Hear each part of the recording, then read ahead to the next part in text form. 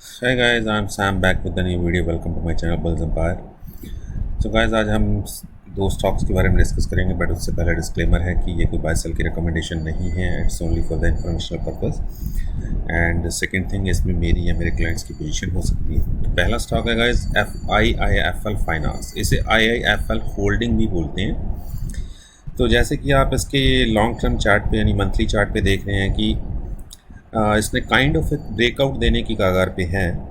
So it's about to breakout.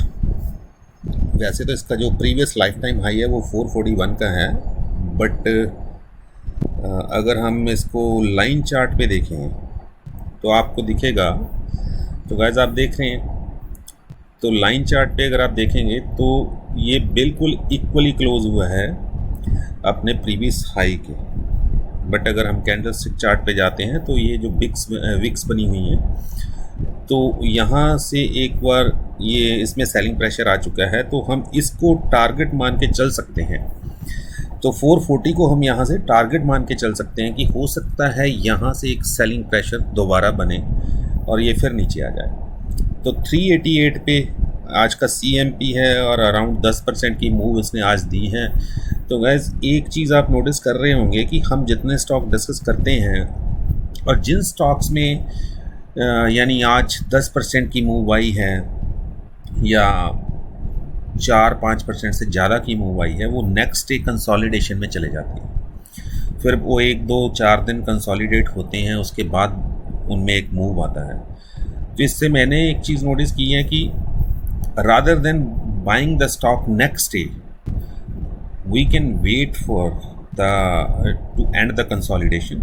अगर आपको लग रहा है कि अगले दिन वो कंसोलिडेशन में चला गया तो उस दिन चाहे उसको ना भी बाय कीजिए, बट उसको वॉच लिस्ट में रखिए. जिस दिन वो दोबारा मोमेंटम में आता है तो उस दिन आप उसमें एंटर हो सकते हैं. क्योंकि मैं आपको समझाता हूँ, लेट्स सपोज ये कैंडल बनी और मैंने आपको स्टॉक यहाँ पे दिया, बट अगले दिन उसमें कंसोलिडेशन शुरू हुई और आपने उसमें पोजीशन नहीं बनाई और वो यहाँ तक आया नीचे, फिर यहाँ से वापस शुरू हुआ ऊपर जाना. वैसे भी आपने यहीं पे बाय करना था, राइट? यहाँ पे बाय करना था ना. अब अगर वो रिवर्सल पे आप बाय करेंगे तो आपका जो रिस्क एंड रिवॉर्ड रेशो है, एक तो वो कम हो जाएगा, और दूसरा ये है कि अगर उसने बिल्कुल नीचे ही जाना हुआ तो आपको पता लग जाएगा कि इसमें ये कंसोलिडेशन नहीं, एक रिवर्सल है और हमें इसमें एंट्री लेनी ही नहीं.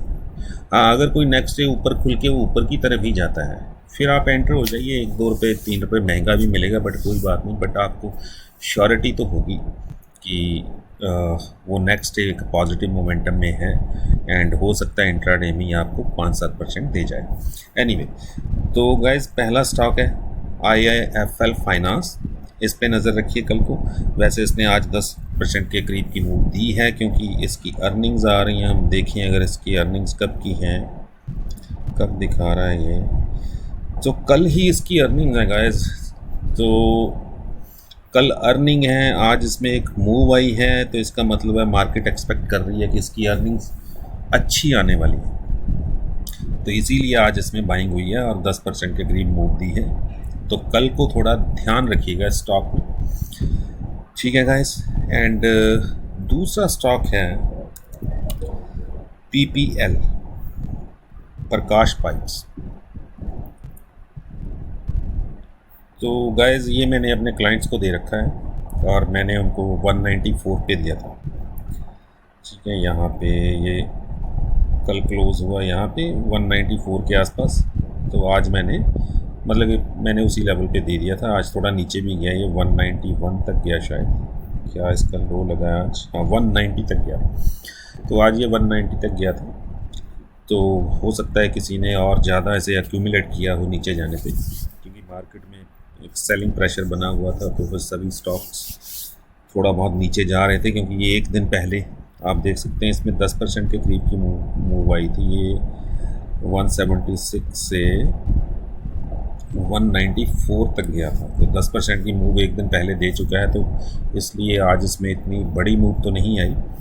बट हाँ, मैं इसको क्यों रेकमेंड कर रहा हूँ उसका रीज़न मैं आपको बताता हूँ. तो अगर हम चलते हैं इसके लॉन्ग टर्म चार्ट पे यानी मंथली चार्ट पे, तो देख रहे हैं गाइस पहला ब्रेकआउट इसने यहाँ पे दिया था जब इसने अपना लिस्टिंग के बाद अपना हाई ब्रेक किया था 110 के आसपास, 108 110 के आसपास।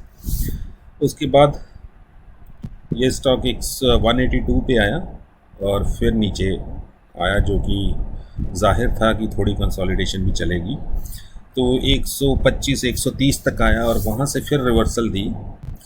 और अगर हम स्टॉक का बिहेवियर देखते हैं गाइस कि इसमें एक वी शेप रिकवरी बनती है, ठीक है, जैसे इसने ये चार्ट बनाया, तो अब यहाँ भी अगर ये इस तरह ही चलता है तो फिर ये 108 से या 110 से 180 तक गया था, तो अराउंड 70% की मूव या 60% की मूव इसने अपना प्रीवियस हाई तोड़ने के बाद दी थी।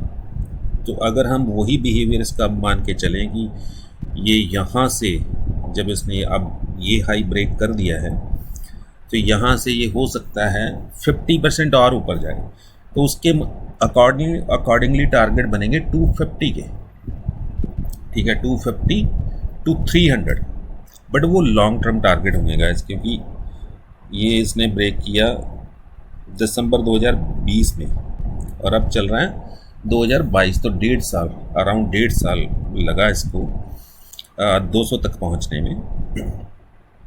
तो अगर तो आप लॉन्ग टर्म नज़रिया रखते हैं तो आप फंडामेंटल्स खुद चेक करके अगर आपको ये स्टॉक अच्छा लगता है तो अपने लॉन्ग टर्म पोर्टफोलियो में रख सकते हैं और हो सकता है आपको 50% की रिटर्न ये अगले 2 साल में दे जाए, ठीक है। बट स्टॉप लॉस ज़रूर रखिएगा, ठीक है, इसी लेवल का आप स्टॉप लॉस रख लीजिएगा, ये कुछ 130 के आसपास। तो बट मैं आपके साथ लॉन्ग टर्म स्टॉक कोई डिस्कस नहीं करता हूँ, मैं करता हूँ शॉर्ट टर्म। तो मेरा टारगेट इसके लिए guys with in few days और फ्यू ट्रेडिंग सेशन में 230 का टारगेट है, 230 का टारगेट है और 170 का स्टॉप लॉस है। और ये मेरी प्रीमियम रिसर्च का पार्ट है, क्योंकि जैसे कि मैंने आपको बोला, मैंने ये आज ही अपने क्लाइंट्स को दिया, ठीक है। 170 का स्टॉप लॉस दिया है मैंने क्लाइंट्स को अपने और 230 का टारगेट दिया है। बस ये है कि अब ये 200 के आसपास क्लोज हुआ था और उन्होंने 194 192 पे कुछ ऐसे बाई किया होगा, क्योंकि मैंने 194 पे दिया था, हो सकता है थोड़ा नीचे जाने पे उन्होंने और लिया हो, क्योंकि 190 तक चला गया था ये जो इसने आज का लो लगाया, ठीक है।